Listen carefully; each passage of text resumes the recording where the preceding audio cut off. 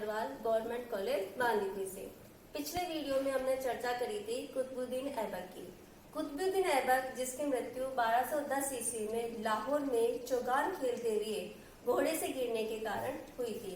कुतुबुद्दीन ऐबक के बाद उसका उत्तराधिकारी बना आराम शाह। आराम शाह जिसका शासन भारत में 1210 से 1211 ईस्वी तक रहा, लेकिन आराम शाह बहुत ही अयोग्य और अनुभवहीन शासक सिद्ध हुआ। आराम शाह से दिल्ली के तुर्क नाखुश थे। वो आराम शाह को अपना सुल्तान मानने को तैयार नहीं थे और इसीलिए दिल्ली के तुर्कों ने इल्तुतमिश को, जो कुतुबुद्दीन ऐबक का दामाद था, इल्तुतमिश को दिल्ली का सुल्तान बनने के लिए आमंत्रित किया। आमंत्रण मिलते ही इल्तुतमिश बनारस से रवाना होकर दिल्ली आ गया और अपने आप को सुल्तान घोषित कर दिया। इधर जब ये जानकारी आराम शाह को मिली तो आराम शाह लाहौर से दिल्ली की ओर आया। दोनों की सेनाएं जूद के मैदान में आ डटी और जूद का युद्ध हुआ, जो निर्णायक युद्ध था। इस युद्ध में आराम शाह हार गया। बाद में इसकी हत्या कर दी गई और निर्विवाद रूप से इल्तुतमिश दिल्ली का सुल्तान बन गया। अब ये इल्तुतमिश था कौन जिसको दिल्ली के तुर्कों ने इतना महत्व दिया? इल्तुतमिश कुतुबुद्दीन ऐबक का दामाद था।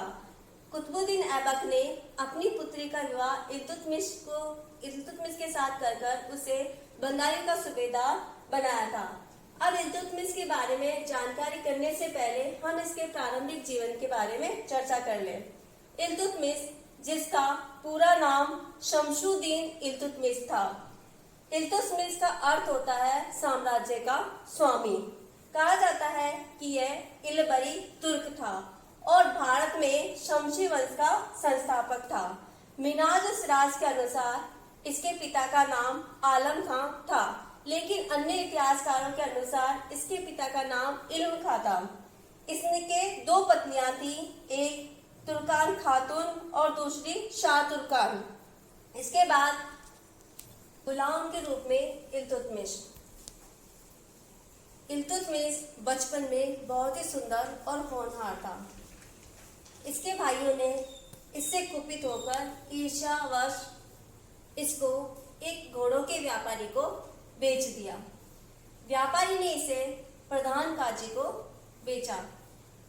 प्रधान काजी के पुत्रों ने, जब प्रधान काजी की मृत्यु हो गई तो प्रधान काजी के पुत्रों ने इल्तुतमिश को जमालुद्दीन चुस्त काबा को बेच दिया। जमालुद्दीन चुस्त काबा से मोहम्मद गोरी इल्तुतमिश को खरीदना चाहता था, लेकिन उसने इल्तुतमिश के दाम कम लगाए और इसीलिए जमालुद्दीन चुस्त काबा ने इसको बेचने से इनकार कर दिया। बाद में कुतुबुद्दीन ऐबक गजनी आया और उसे इल्तुतमिश पसंद आ गया। उसने इल्तुतमिश को जमालुद्दीन चुस्त काबा से खरीद लिया।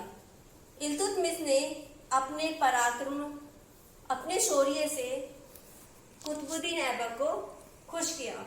कुतुबुद्दीन ऐबक ने इल्तुतमिश से प्रसन्न होकर इसे सर जानदार के पद पर नियुक्त किया।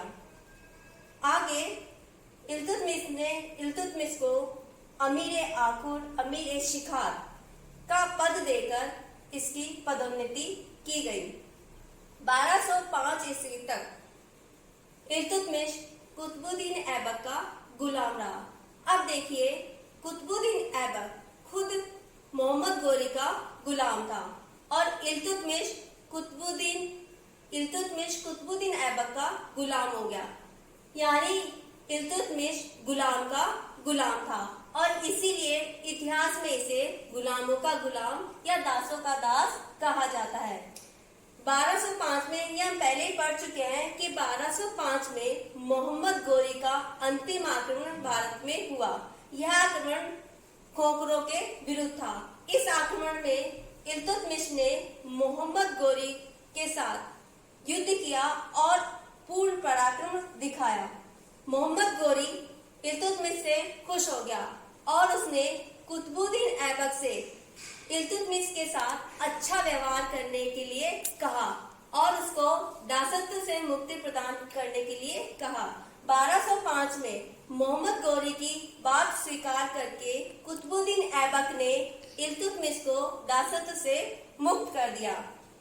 कुतुबुद्दीन ऐबक ने ग्वालियर पर आक्रमण किया था और ग्वालियर के आक्रमण में इल्तुतमिश ने कुतुबुद्दीन ऐबक को पूर्ण सहयोग दिया। इसीलिए कुतुबुद्दीन ऐबक ने इल्तुतमिश को ग्वालियर का दुर्ग रक्षक नियुक्त किया। इसके बाद कुतुबुद्दीन ऐबक ने अपने इस विश्वस्त सिपाही को बंदायूं का सूबेदार बनाया और अपनी पुत्री का विवाह इसके साथ कर दिया। इस पद पर रहते हुए इल्तुतमिश ने गढ़वालों को परास्त कर दिया और 1210 में जब कुतुबुद्दीन ऐबक की मृत्यु हो गई तो उसके बाद उसने आराम शाह को जूद के युद्ध में हराकर दिल्ली का स्वतंत्र सुल्तान बन गया।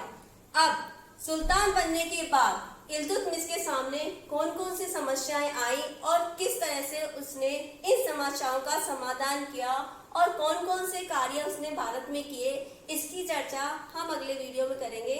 नमस्कार।